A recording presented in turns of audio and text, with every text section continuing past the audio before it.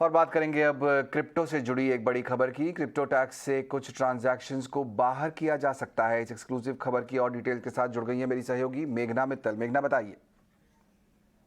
जी, union budget ने जो इस साल का यूनियन बजट आया था उसमें ये अनाउंसमेंट किया गया था 30% जो क्रिप्टो से हो रही है उस पे टैक्स लगाया गया था और 1% टीडीएस लगाया गया था ट्रांजैक्शंस पे।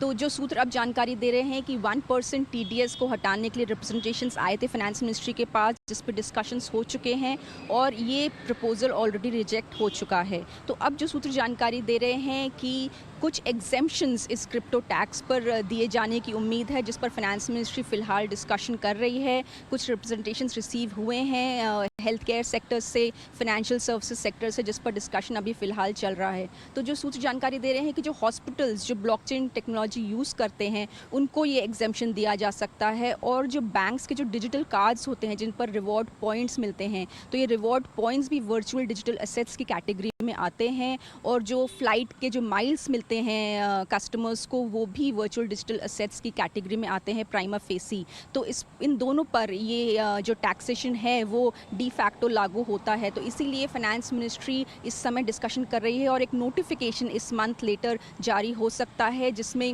हॉस्पिटल्स को, ये रिवॉर्ड पॉइंट्स को, फ्लाइट माइल्स को और भी अदर कैटेगरीज हो सकते हैं जिनको ये एग्जेम्पशन दिया जाए। लेकिन सूत्र ये बता रहे हैं कि फाइनेंस मिनिस्ट्री ये इंश्योर करना चाहती है कि किसी भी तरह का मिसयूज़ इस एग्जेम्पशंस का ना हो, इसीलिए वो अपना समय ले रही है, पूरा डिस्कशन कर रही है। लेकिन इस मंथ तक ये नोटिफिकेशन आने की उम्मीद है जिसमें ये एग्जेम्पशंस दिया जाएगा।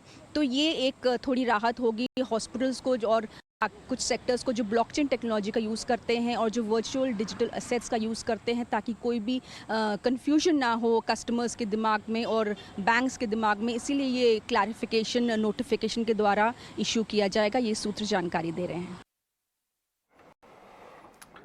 गुजरात के पाटीदार